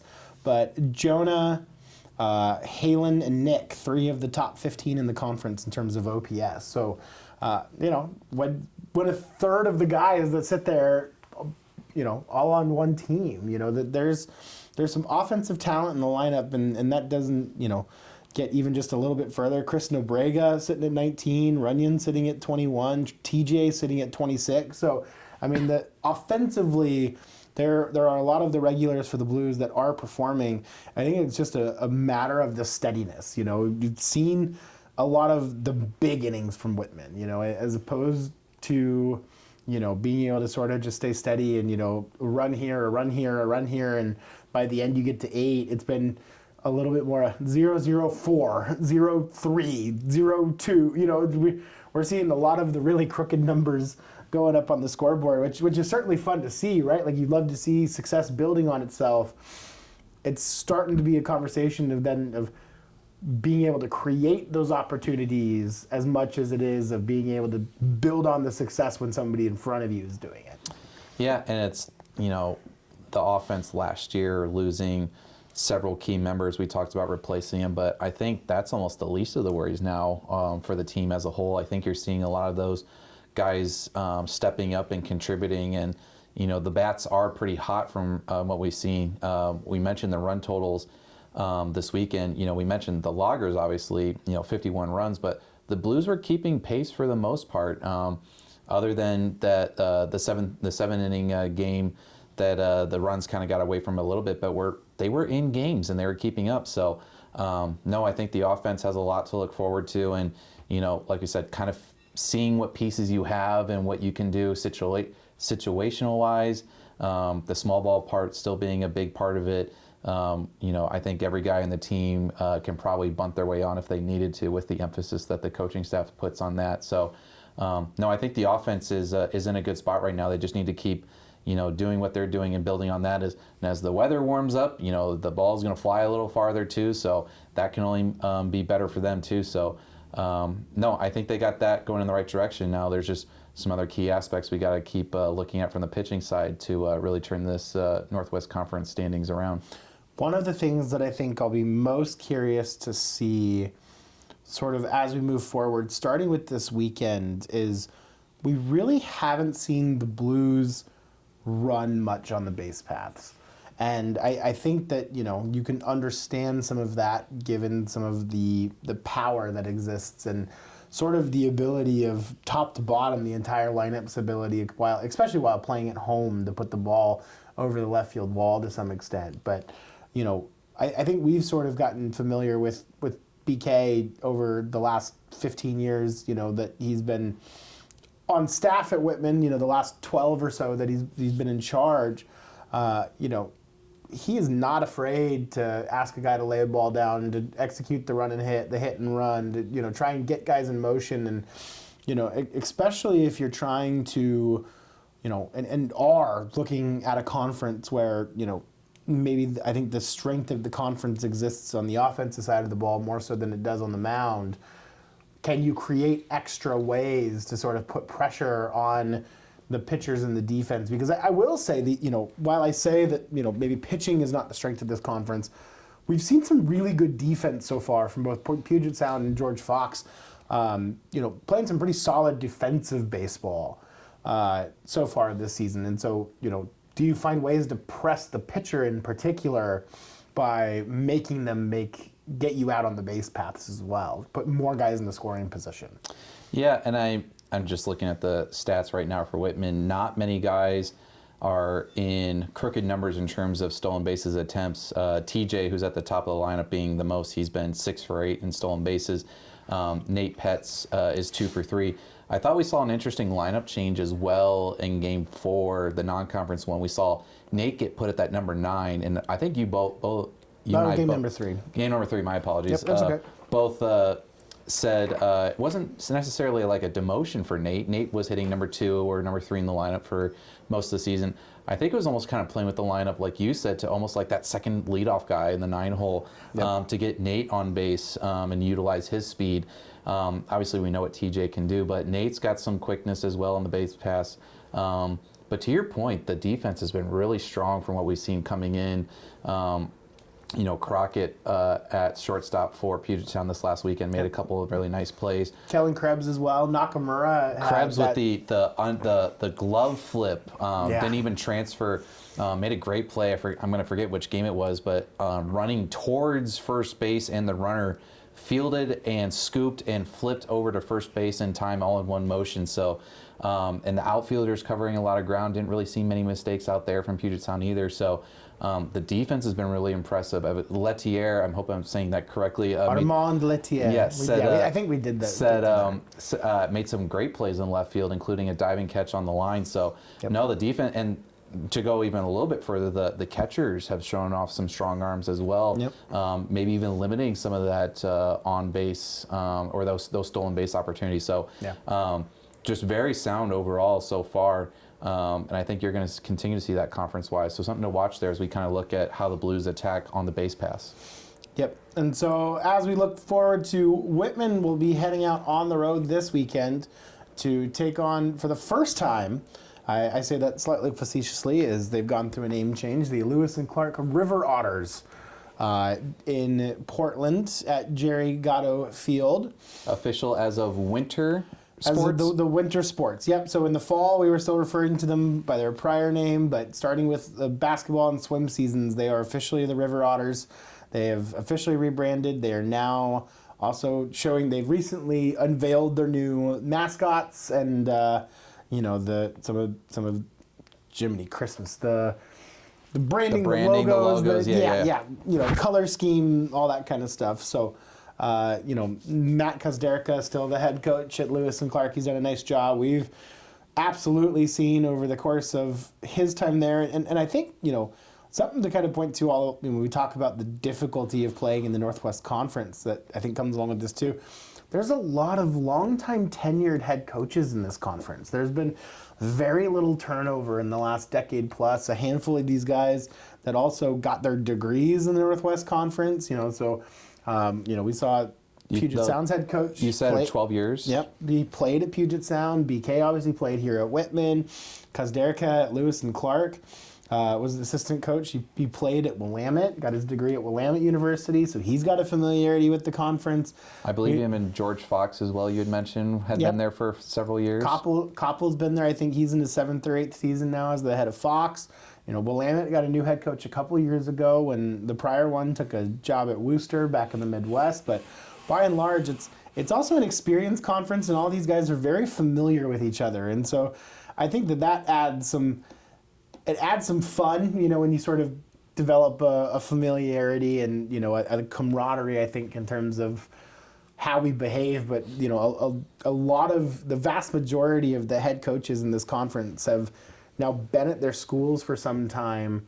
And there's a familiarity, but I think also a competitiveness that sort of adds to it as well, that I think that makes it a lot of fun. No, I think you're right, too. So... yeah, it'll be a 3-game series set for, I believe, the normal doubleheader on Saturday and then the game on Sunday over at Lewis and Clark. And, kind of the similar thing with Lewis and Clark, the bats really hot for them. And some names we've seen now for a couple of years. Just looking here, Brett Potter. I feel like we've seen that for at least 3 years. Then there's Brandon Gonzaga down there too, and the big one right now is the outfielders Gavin Mangano. I hope I'm saying that correctly. Currently hitting over 400 with a 1061 OPS. So really the table setter, if you will, or the big guy in the lineup. The junior outfielder, from California, really kind of setting the tone for the River Otters there. So we'll be curious to see how the Blues pitching staff can respond to that lineup as well. And also on the flip side, see how the Blues lineup can really attack this pitching staff. We talked about the Blues struggles with pitching. Looking at Lewis and Clark, not as many stalwarts in that rotation as well. So could be seeing some more football scores just based on the initial stats there, but we'll see what this 3-game series kind of holds. Yeah, and another one too that we didn't get to see in person either. Will Michelman, who earned a Northwest Conference Player of the Week a couple weeks back, going 8 for 16 with 10 runs driven in their 4-game series against Chapman. So we'll definitely be seeing some talented offense again in Portland. So it really does then begin to put the onus back on the pitching staff to try and stay in games, try and stay competitive, make sure that they're not just giving runs away when you get on the road, because that Lewis and Clark is also going to be trying to score and score in bunches. We saw them in some competitive games. They ended up getting swept against Whitworth, and they played those games in the Tri-Cities. It's more of a neutral site, but True neutral site. neutral site for both teams. Yeah, exactly. That's almost exactly the halfway point with the drives for both teams. So, but say all of that to say that I think we've got some fun ones on tap for this upcoming weekend, but some really important games for Whitman, I think, as well, as Lewis and Clark going to be hungry coming off being swept. Blues falling 3-4. I think both teams in many ways are going to be sort of, feeling the pressure heading into this weekend. And I think that the team that comes out and is really able to sort of handle the pressure better is the one that's ultimately going to prevail. Lewis and Clark currently sitting at 2-3 in conference, just the one game ahead of Whitman, Willamette, and Pacific, all sitting at 2-4. So, Puget Sound at 3-3 currently is the 4 seed to get into the conference, but you've got teams that played all sorts of different number of games, Whitworth and Lewis and Clark, so we're going to have to figure out when to get that last game in, because inevitably that game's going to end up being super important probably in conference standings, where it'll end up deciding whether 3 of the teams end up getting into the conference tournament, something like that. So, again, it just... I think that's the biggest selling point I can give for Northwest Conference baseball is just every game matters. And every game becomes so important that if you're a baseball fan at all, even one that's not just paying attention to Whitman, but look across Division III or across the Northwest, every game in this conference means so much in terms of who ends up ultimately playing for a conference championship, who ends up having to watch from home. One game absolutely, makes the difference between finishing 3rd and 7th in so many years. So. And you and an important one. You and I seem to almost every final weekend in Northwest Conference play. You and I always seem to look up and say, "Well, first place is secured, but between spot 2 and 7, it's anybody's ball game." So it truly, your point is spot on. Every game matters, because that last weekend and all the tiebreaker scenarios, I feel like whoever's writing those, feels like they're writing a thesis almost at that point with how deep they have to go with the tiebreakers. So, no, you're absolutely right. Every game matters, and you could look back into a game like this upcoming series. It's like, man, if we would have just got that game against them, the standings flip or the tiebreakers flip, and you just never know. So you can't take these for granted. A quick note on Lewis and Clark as I was looking through the schedule. As of taping this right now, they have a game tonight. Again, we're taping St. Patrick's Day, March 17th.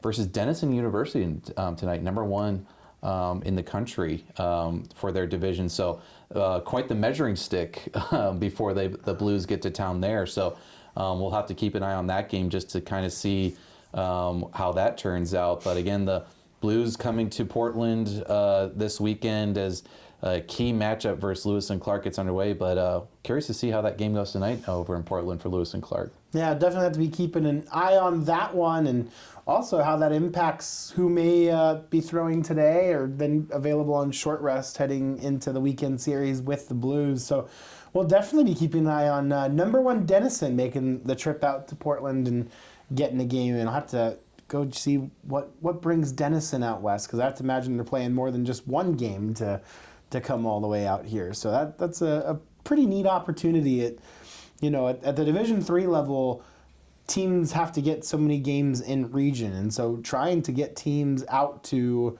be competitive, as I'm looking at Denison now, so they play Lewis and Clark today, they play at Fox tomorrow, and then 3-game series with Linfield Thursday, Friday, and Saturday. So some important games for the Northwest Conference in terms of some strength of schedule stuff being added, as NPI has become now sort of this magical number that comes out of a formula that takes a combination of record and strength of schedule against your region opponents and all these other numbers that go into it. Having a number 1 team in the country come out and make a 5-game swing, a rare instance, we might be rooting for some Northwest Conference teams to find a way to get a couple of dubs in the next 5 days. Be super important for the conference overall. No, you're absolutely right. So should be a one to keep an eye on for Denison. Maybe it's I don't know their academic calendar, but a lot of Northwest Conference teams on spring break this week. Maybe it's their de facto spring break is a trip to Portland for the week. So I would anticipate so. Yeah. We'll have to see how those games go, but.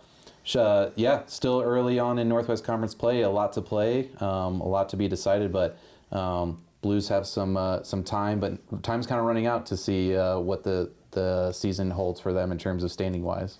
It is indeed. So the Blues are on the road this weekend, and actually will be a while before they play another game in front of the home fans. It's a 3-game trip out to Portland for March 21st and 22nd. Team will come back home for a couple of days. Whitman on their 2-week spring break, which, man, I don't know how these guys get a 2-week spring break. It just still makes me unbelievably jealous.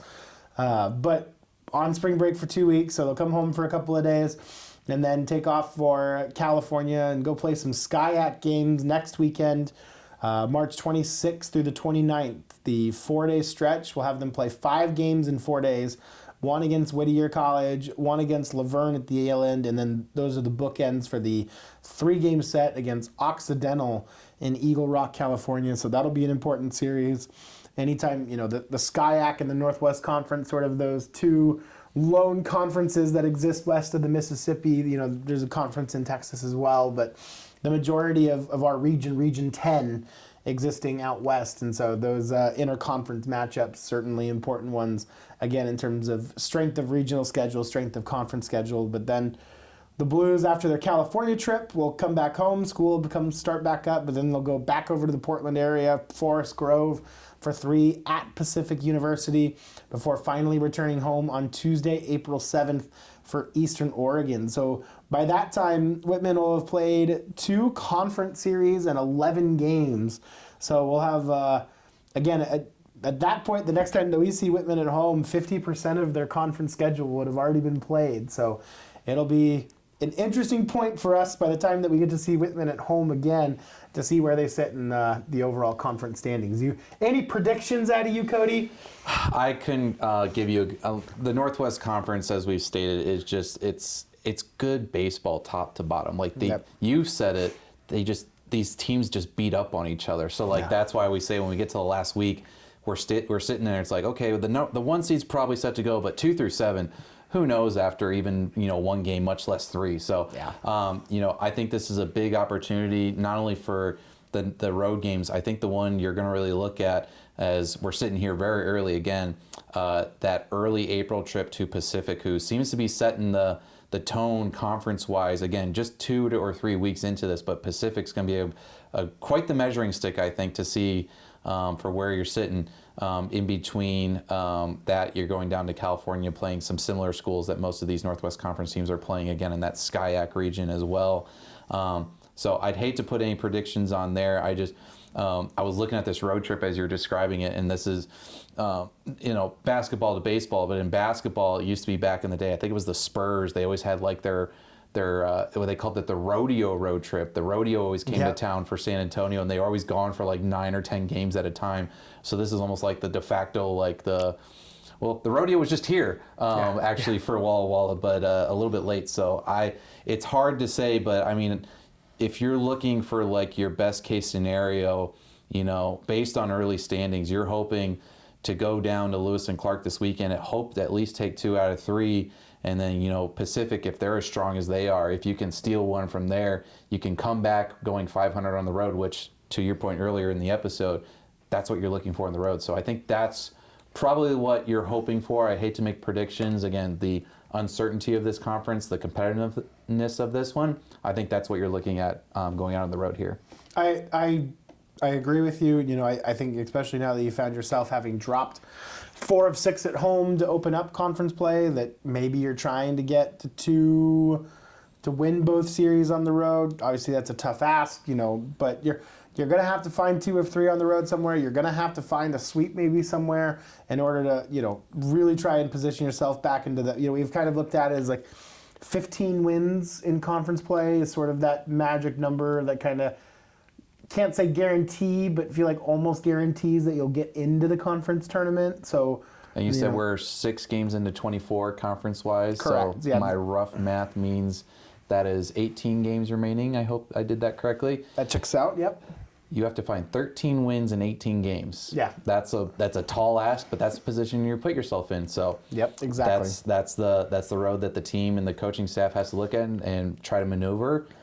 one game at a time, I think, is the best way to go about it in terms of looking at it from that position. And certainly hope that that's the mentality of this squad as they head over to the West Side here in a couple of days. I personally am particularly going to be looking forward to that series against Occidental in terms of, where the Blues kind of stack up against, more so even just the talent, but, Occidental currently 14-4 overall. They ended up sweeping Lewis and Clark, and they took 2 of 3 from this Puget Sound squad. So I'm particularly interested to see how the Blues fare against Occidental down in California. I think that having an understanding of one of the better teams in the SCIAC and sort of where you fit within that conversation, having played, we'll have played Lewis and Clark and Puget Sound both at that point. We saw the way that things ended up against the Loggers. None of those games weren't winnable at a certain point, right? I'm for a lack of better terms, kind of not looking at the 7-inning game on Sunday because there's extraneous factors at play there. But for the 3 conference games, even the 18-10 and the 8-6 losses were still competitive games for the vast majority of it. The 18-10 in particular, the tail of the tape does not match the box score. And so I'm very interested to see sort of where Whitman plays and how competitive they are against Occidental and sort of an understanding of where the Northwest Conference kind of stacks up against the SCIAC overall, right? Like in terms of where that pecking order is as you try to start figuring out regional rankings and some of that kind of stuff. I think that 3 games against Occidental is going to really matter a lot.